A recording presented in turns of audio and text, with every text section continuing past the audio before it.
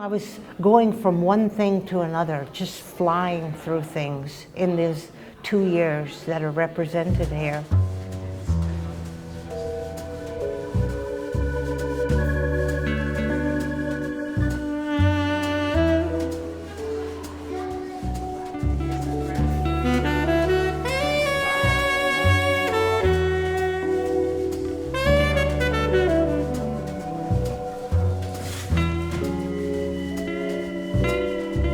The guns have a kind of an invented, almost a childlike idea of a gun with a lot of smoke and sort of set up like almost like an illustration of a happening.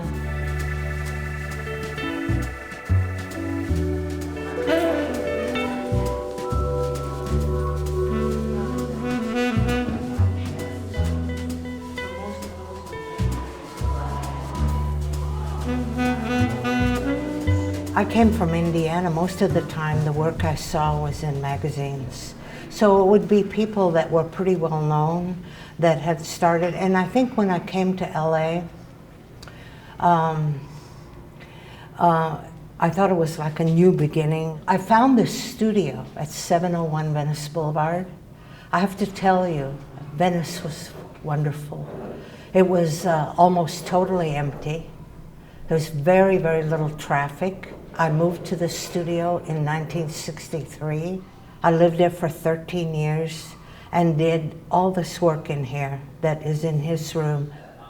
And I still had this thing where I was thinking maybe going back to my childhood, which for some reason was very burning in my imagination, burning maybe being the wrong word.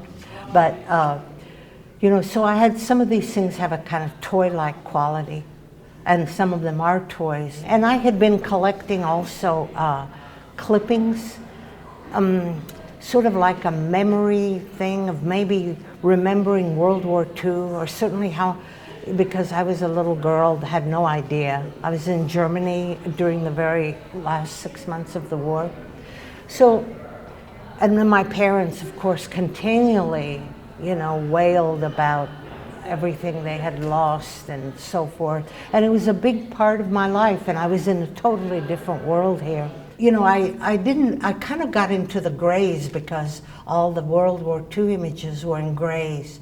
So when I was painting, I sort of fell in love with these grays. But there never was a decision to try to do a monochromatic look or something.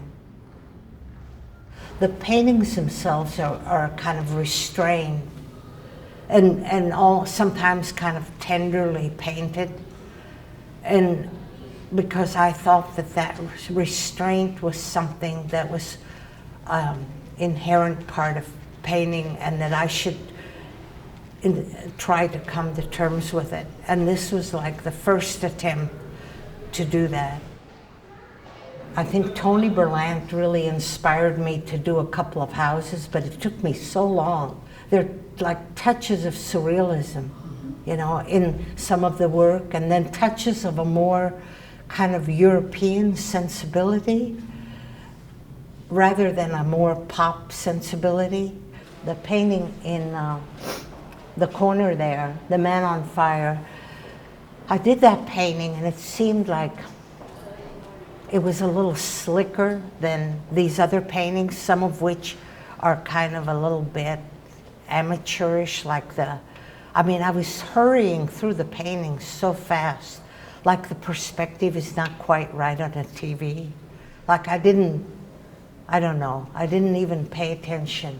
The lettering is not quite right on the Time magazine. And I thought that was sort of a slick painting. And then I thought, well, do I want to go in this direction? And something within me said, you learned all these things from all these other guys, like de Kooning, the surface, the love of the surface, a more abstract kind of attitude, and I just dropped the whole thing. This is also so, well, you know, paintings look like this. Although now, you know, that kind of thing that you tell yourself is a way of maybe propelling yourself from one thing to another. And the paintings have a life of their own, you know, that maybe are not what I say.